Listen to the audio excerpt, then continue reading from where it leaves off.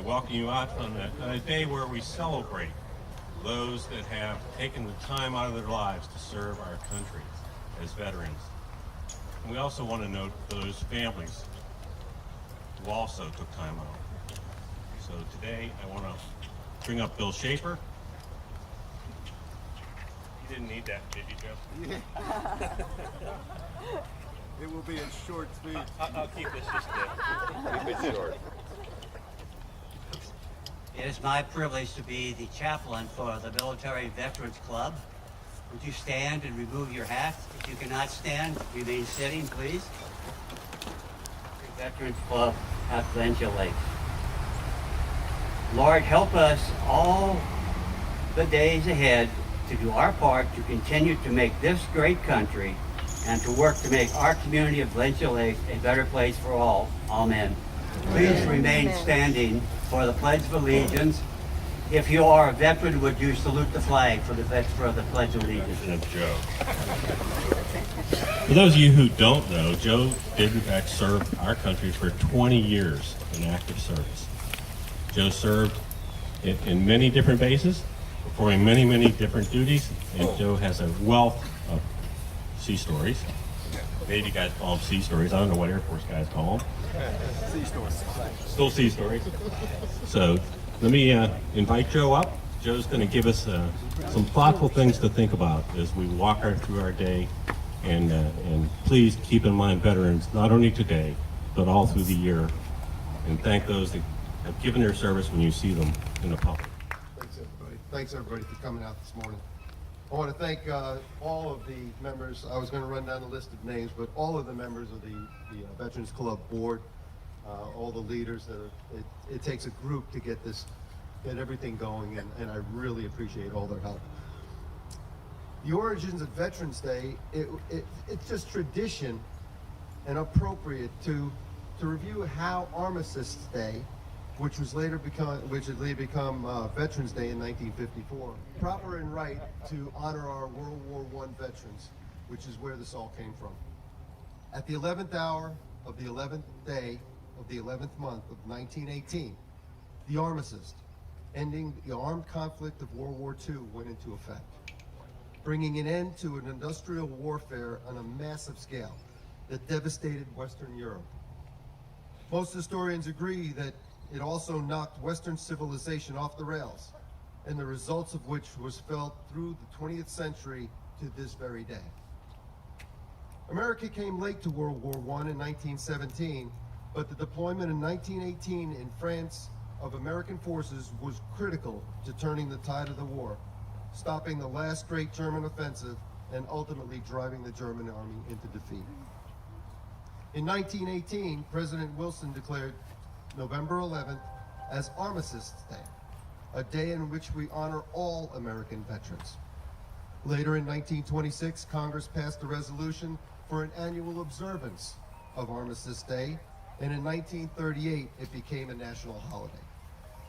Following World War II, on June 1st, 1954, President Eisenhower signed the act law changing the name to Veterans Day to honor all American veterans. They even went through the rain with us. On Veterans Day, we honor those veterans who served their military service, the living veterans, and remember what they did during their service, as we as older or mature veterans remember who and what we were when we served, and what we became and what we are now. We honor those living veterans today, while on Memorial Day, we remember those veterans who have gone before us. Veterans Day is not about the discounts and the free meals for veterans or furniture discounts. Although those are great, it's not what the holiday is all about. Rather, it's about honor. It's about past sacrifices and tribute to those Americans who were whether drafted or volunteered, enlisted or officer, soldier, sailor, Marine, airman, Coast Guardsman, Medical Service Corps, whether in wartime or peacetime, who gave their honorable service in our service to this country and its defense. It's about all veterans, not just the combat veteran, but each and every veteran. All play a part, whether serving in the front ranks of battle or in the essential support roles that determine whether the frontline troops may prevail. There's the tip of the spear, but that tip is only effective because it's kept sharp, straight, and true by those not bringing it to bear directly against the enemy. While that tip of the spear is crucial, so are those behind the scenes to ensure its complete effectiveness. Let's face it, the best fighter pilot in the world is rendered ineffective if his plane won't fly. Honoring all goes back to the days of Julius Caesar. Julius Caesar in his campaign of Gaul recognized the need to honor all of those in support functions and decreed that they should share in the booty taken from defeated enemies. Now his frontline fighters and legion soldiers objected, but Caesar wisely recognized that all must share. Today, we all, as veterans of our nation's service, share in the honor of having doing so. So why does Veterans Day matter? Because it's about the enduring values we all hold dear. It's about duty, honor, commitment, faithfulness, fidelity, and courage and perseverance in the face of adversity and hardship. It's about the honor and the privilege of being a part of something far greater than ourselves.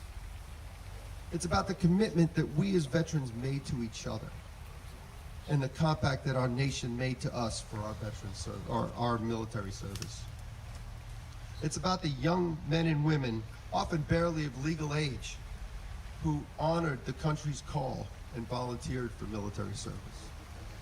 It's about the men and women who, often in times of crisis, stood true to this country in both times of war and peace.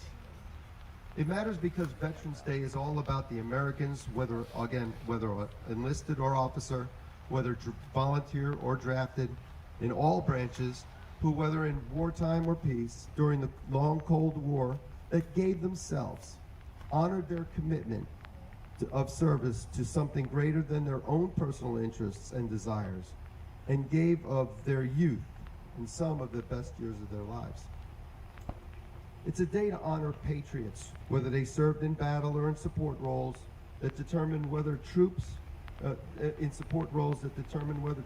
airmen, sailors, in battle, land, air, and sea, can prevail and long survive.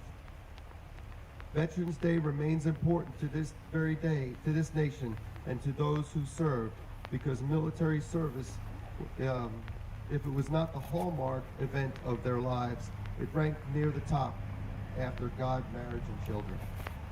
Veterans Day invokes a collage of memories and images in the veterans' mind, places where they've served, faces of those we've served with, and the events of our service, both the good and the bad.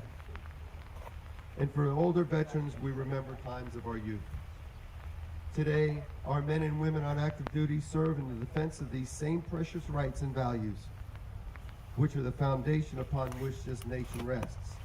For our men and women today, there are no safe places. Nor were there any safe places for those of us who served in the past. The world we live in remains in a dangerous place, where the strength and courage are essential, and men and women possessing those qualities are sorely needed to serve, protect, and preserve our nation from those who would destroy it if we became weak enough to allow them the opportunity. I believe we all experienced that about 20 years ago. Veterans Day is most important because it reminds us of the need for common sense in the matters of our nation's defenses. As President Reagan once said in a speech, "Strength in arms is not misunderstood. Strength sends a clear message of warning to would-be aggressors or oppressors, while weakness is a temptation to the authoritarian or totalitarian regime. Peace fails when common sense is left behind, when we refuse to say clearly what is and what is not right." For those who have experienced combat, whether on land, sea, or air, Veterans Day reminds us that those patriotic values and principles are important to instill in the nation's people and military. In combat, veterans fought for each other, for the person on your far right, on your left or on your right, for your team, for your squad, for your wingman, Your loyalty was to them, and the importance of not letting them or yourself down. Courage is doing what's needed to be done even when scared, doing what was right although the path might not be the one your instincts were crying out for at that instant. Veterans Day is important because it reminds us to cherish the men and women whose lives, who lived those values and defended them, that came before us, that served with us, and we can only hope will come after us. We must always remember our nation's veterans on Veterans Day because the history teaches us that a nation that does not remember its veterans and honors them is a nation that will soon crumble and fall. The character of a nation is shown in the treatment and the care that it gives to its veterans. We recall those immortal words of Abraham Lincoln in his second inaugural address of a duty to care for those who have borne the battle, to bind up the wounds and care for his widow and children, that the nation owes its veterans a debt that cannot be repaid. This is a compact, the promise that Lincoln called for in the treatment of veterans as the Civil War draw close to an end. A promise that must remain unbroken. This compact or promise is one that the Lord also spoke to Joshua before he led the Israelites across the River Jordan to take Jericho. World War II historians say that on the lead up to D-Day in World War II, General Matthew Ridgway read again to himself the verse of the Bible, Joshua 5:1.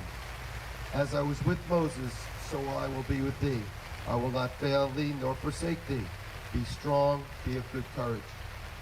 Our country has made a similar compact with our veterans, that as a nation, as citizens, we promise to stand by, to honor, and care for our veterans, to be with them in spirit and support, not to fail them or forsake them, to ignore them, but to help when needed to make a transition from active duty to civilian world, and to never forsake or abandon them. This compact, this promise must be renewed and be made a reality for today's young veterans of the Gulf War, Iraq, Afghanistan, and the War on Terror, and other unnamed conflicts that we may never even hear about. The small number of servicemen today is born, our military today, the service is born by a small fraction of our nation's population. Only a finite fraction of men and women eligible for military service actually join the armed forces. This burden falls heavily upon them due to do repeated deployments and the nature of warfare today. Our men and women, when released from active duty, return to a civilian population whose values and priorities often seem alien to them.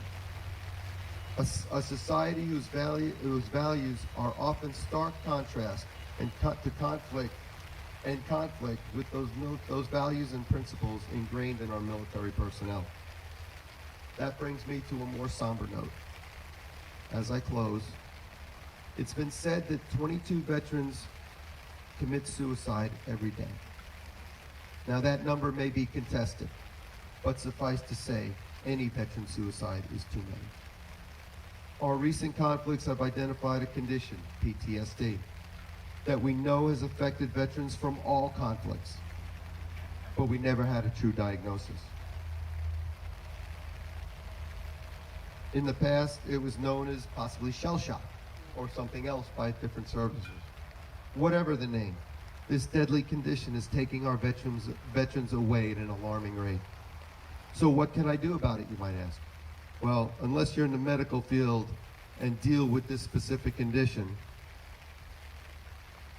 your involvement is more subtle. I can't tell you what to do when you encounter a veteran, but for me, I'll speak upliftingly, positive, and thankful for what they've given in defense of our nation. We never know if the veteran that you encounter is on the fence about suicide. And I want my words to bring them off the fence, not drive them over. So when you meet a veteran, please talk with them. Not just thank you for your service, but show an interest to them as individuals. Perhaps maybe help them find a job. Being able to live a productive life is great therapy to a successful transition to civilian life. And that goes for the disabled veteran as well. I want to thank you all for coming out today. I believe the singers are going to come up and do a song that may not be in your program, so I'd like to welcome the singers up. Thank you very much. Those who can't stand, it'd be good to stand. Over hill, we will make the dusty trail, and the army goes marching along. In and out, in and shout, down the march, right about, and the army goes marching along.